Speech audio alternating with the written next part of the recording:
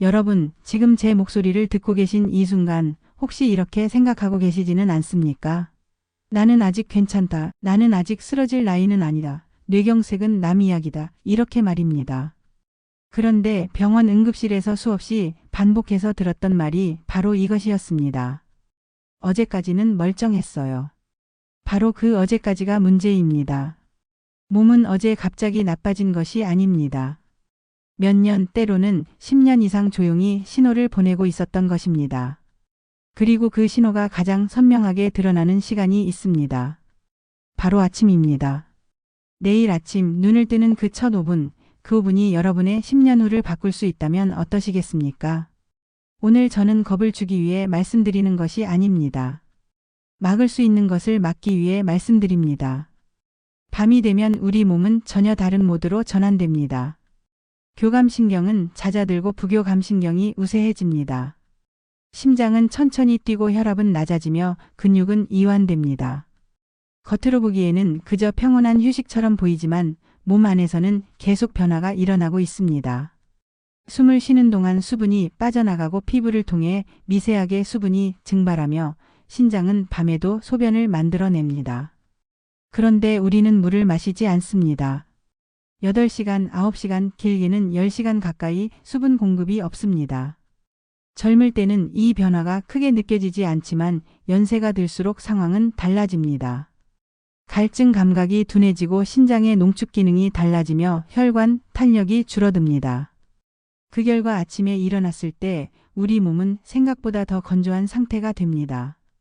이 상태를 이해하기 쉽게 설명해 보겠습니다. 맑은 물에 꿀을 한 숟가락 떨어뜨리면 처음에는 금세 섞이지만 물의 양이 적으면 점도가 높아지고 흐름이 둔해집니다. 혈액도 비슷한 원리입니다. 수분이 줄어들면 상대적으로 농축되고 혈액의 점도가 약간 상승합니다. 여기에 또 하나의 변화가 더해집니다. 아침이 가까워질수록 우리 몸은 활동을 준비하기 위해 교감신경이 활성화되고 각성 호르몬이 분비되며 혈압이 서서히 올라갑니다. 이것은 정상적인 생리 반응입니다. 문제는 이 변화가 갑작스러운 움직임과 겹칠 때입니다. 누워있다가 갑자기 벌떡 일어나는 순간. 혈액은 중력에 의해 다리 쪽으로 몰리고 뇌로 가는 혈류는 순간적으로 줄어듭니다. 그래서 어지럽고 눈앞이 깜깜해지는 경험을 하게 됩니다. 젊은 사람은 잠깐 비틀거리다 말 수 있지만 혈관이 단단해진 어르신의 경우 그 변화폭이 더 크게 나타날 수 있습니다. 이것이 바로 아침 낙상이 많은 이유 중 하나입니다. 여기에 화장실에서 힘을 주는 행동까지 겹치면 혈압 변동은 더 커집니다. 준비되지 않은 상태에서 이 과정을 겪으면 혈관에 가해지는 스트레스가 커질 수밖에 없습니다. 제가 진료실에서 만났던 한 어르신 이야기를 들려드리겠습니다. 70대 후반의 남성분이셨습니다. 매일 새벽 5시에 일어나셨고 눈을 뜨면 바로 화장실로 가는 것이 수십 년 습관이었습니다. 어느 겨울 아침 화장실에서 갑자기 말을 더듬기 시작했고 한쪽 팔에 힘이 빠졌습니다. 다행히 빠르게 병원에 오셨지만 재활치료를 몇 달 동안 받으셔야 했습니다. 그분이 하신 말이 아직도 기억납니다. 이렇게 사소한 걸로 이렇게 될 줄은 몰랐어요. 그렇습니다. 대부분의 큰 사건은 사소한 습관 위에 쌓여 있습니다. 그래서 저는 오늘 아침 첫 5분을 제안드립니다. 이 5분은 게으름이 아닙니다. 몸을 준비시키는 시간입니다. 첫 단계는 눈을 뜨면 바로 일어나지 않는 것입니다. 전날 밤 침대 옆에 물을 준비해 두십시오. 눈을 뜬 뒤 상체를 약간만 세우고 물 한 컵을 천천히 마십니다. 여기서 중요한 것은 천천히입니다. 급하게 들이키지 말고 흡을 고르며 몇 모금에 나누어 마십시오. 물은 밤사이 줄어든 수분을 보충하고 혈액의 흐름을 부드럽게 돕습니다. 속이 약하신 분은 미지근한 물이 좋습니다. 이 한 컵의 물이 몸에 이제 깨어날 시간이라는 신호를 보냅니다. 두 번째 단계는 침대 위에서 간단한 스트레칭을 하는 것입니다.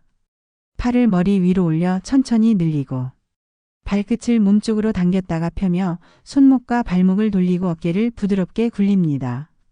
목은 빠르게 돌리지 말고 천천히 좌우로 움직이며 긴장을 풉니다. 이 과정은 단순히 근육을 푸는 것이 아니라 혈액순환을 서서히 증가시키는 과정입니다. 밤새 정체되어 있던 혈액이 움직이기 시작하고 심장은 점차 박동을 올리며 뇌로 가는 혈류가 안정적으로 증가합니다. 이 모든 과정은 5분이면 충분합니다. 세 번째 단계는 단계적으로 일어나는 것입니다. 옆으로 돌아 누운 뒤 팔의 힘으로 상체를 세우고 다리를 침대 아래로 내린 뒤 앉은 자세에서 잠시 머뭅니다. 깊게 숨을 들이마시고 천천히 내쉬는 것을 3번 반복합니다. 이 짧은 호흡이 혈압 변화를 완만하게 만듭니다. 그 다음 천천히 일어섭니다.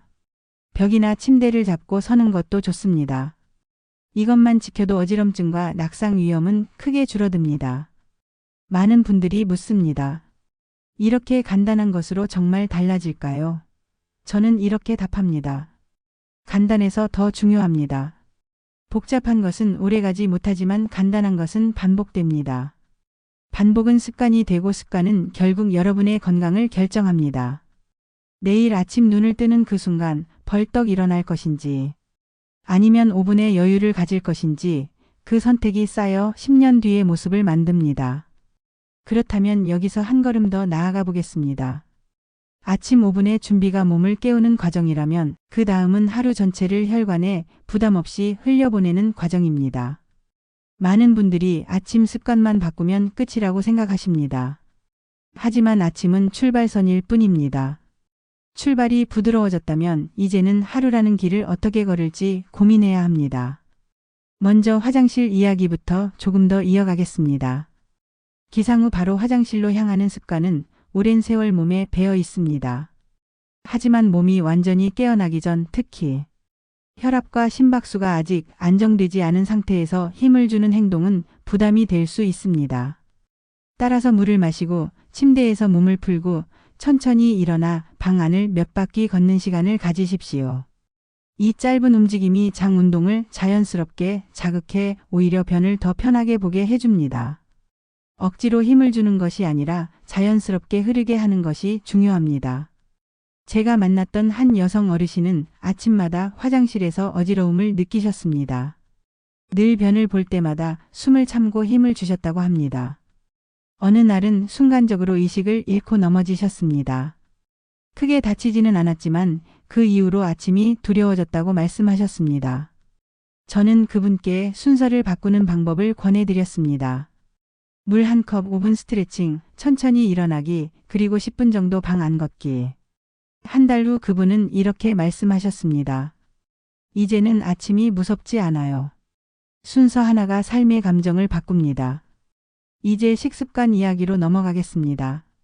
아무리 아침을 잘 시작해도 낮 동안 혈관에 부담을 주는 식사를 반복한다면 효과는 반감됩니다. 혈관은 하루 이틀에 나빠지지 않지만 하루 이틀에 회복되지도 않습니다. 꾸준함이 중요합니다. 먼저 등푸른 생선입니다. 고등어, 삼치, 꽁치와 같은 생선에는 오메가3 지방산이 풍부합니다. 이 지방산은 혈중 중성지방을 낮추는 데 도움을 주고 염증 반응을 줄이며 혈전 형성을 억제하는 데 긍정적인 역할을 합니다. 일주일에 2~3번이면 충분합니다. 다만 튀기기보다는 굽거나 찌는 방식이 좋습니다. 기름에 깊이 튀기면 오히려 산화된 지방이 늘어날 수 있습니다. 다음은 채소입니다. 채소는 색이 곧 영양입니다. 초록색 잎채소에는 엽산이 풍부하고 빨간 채소에는 라이코펜이 들어있으며 보라색 채소에는 안토시아닌이 풍부합니다. 이 항산화 성분들은 혈관 내피세포를 보호하는 데 도움을 줍니다. 특히 엽산은 혈중 호모시스테인 수치를 낮추는 데 기여하는데 호모시스테인이 높으면 혈관 손상 위험이 증가할 수 있습니다. 하루 2번 이상 채소를 접시에 올리는 습관을 들이십시오. 통곡물도 빼놓을 수 없습니다. 흰쌀밥은 소화가 빠르고 혈당을 급격히 올릴 수 있습니다. 반면 현미, 보리, 귀리와 같은 통곡물은 식이섬유가 풍부해 혈당 상승을 완만하게 만듭니다. 혈당이 급격한 변화는 혈관 내벽에 스트레스를 줄 수 있습니다. 처음부터 완전히 바꾸기 어렵다면 반반 섞어 시작하십시오. 익숙해지면 통곡물 비율을 서서히 늘리면 됩니다. 피해야 할 음식도 분명히 있습니다. 가공육, 과도한 나트륨이 들어간 음식, 튀김류, 지나치게 단 간식은 혈관 건강에 부담을 줄 수 있습니다. 완전히 금지하는 것보다 빈도를 줄이는 것이 현실적입니다. 일주일에 몇 번 먹던 것을 한 번으로 줄이는 것만으로도 의미가 있습니다. 이제 운동 이야기입니다. 많은 분들이 운동이라고 하면 격렬한 것을 떠올립니다. 하지만 혈관 건강에 가장 좋은 운동은 걷기입니다. 하루 30분 빠르지 않아도 됩니다. 대화가 가능한 속도로 꾸준히 걷는 것이 중요합니다. 걷기는 심장을 부드럽게 자극하고 혈액순환을 돕습니다. 꾸준한 걷기는 새로운 모세혈관 형성에도 도움을 줄 수 있습니다. 날씨가 좋지 않으면 집 안에서 제자리 걸음이라도 하십시오. 중요한 것은 지속성입니다. 수면 역시 혈관 회복에 매우 중요합니다. 잠을 자는 동안 우리 몸은 낮 동안 받은 미세한 손상을 복구합니다. 수면이 부족하면 이 회복 과정이 충분히 이루어지지 않습니다. 매일 같은 시간에 자고 같은 시간에 일어나는 리듬을 유지하십시오. 취침 전 1시간은 조명을 낮추고 전자기기 사용을 줄이십시오. 멜라토닌 분비가 원활해야 깊은 잠에 들 수 있습니다. 여기서 다시 처음으로 돌아가 보겠습니다. 아침 5분 낮 동안의 식사, 규칙적인 걷기, 충분한 수면. 이 네 가지가 서로 연결되어 있습니다. 어느 하나만 잘한다고 완전해지지 않습니다. 하지만 모두가 완벽할 필요도 없습니다. 조금씩 개선해 나가면 됩니다. 제가 만났던 또 다른 어르신은 이렇게 말씀하셨습니다. 나는 이미 약을 먹고 있는데 지금 바꿔도 소용이 있을까요? 저는 항상 이렇게 답합니다. 늦은 변화는 없습니다. 약은 도움을 주는 도구이고 생활 습관은 근본을 바꾸는 기반입니다. 약과 습관이 함께 갈 때 효과가 커집니다. 무증상 뇌경색이라는 말을 들어보셨을 겁니다. 증상이 없지만 뇌 영상 검사에서 작은 흰 점으로 발견되는 경우입니다. 많은 분들이 이런 변화를 모르고 지나갑니다. 작은 변화가 쌓여 큰 사건으로 이어질 수 있습니다. 그래서 우리는 매일의 선택을 가볍게 넘기지 말아야 합니다. 이제 여러분께 다시 묻겠습니다. 내일 아침 눈을 뜨면 무엇을 먼저 하시겠습니까? 급히 일어나 하루를 시작하시겠습니까? 아니면 5분의 여유로 몸을 준비시키시겠습니까? 그 5분이 쌓이면 한 달이 되고 1년이 되고 결국 10년이 됩니다. 건강은 한 번의 결심으로 완성되지 않습니다. 작은 결심을 반복하는 힘으로 완성됩니다. 내일 아침 물 한 컵을 마시는 그 행동이 여러분의 첫 번째 결심이 되기를 바랍니다. 그리고 그 결심이 여러분을 더 오래, 더 건강하게, 더 자유롭게 살게 해주기를 바랍니다.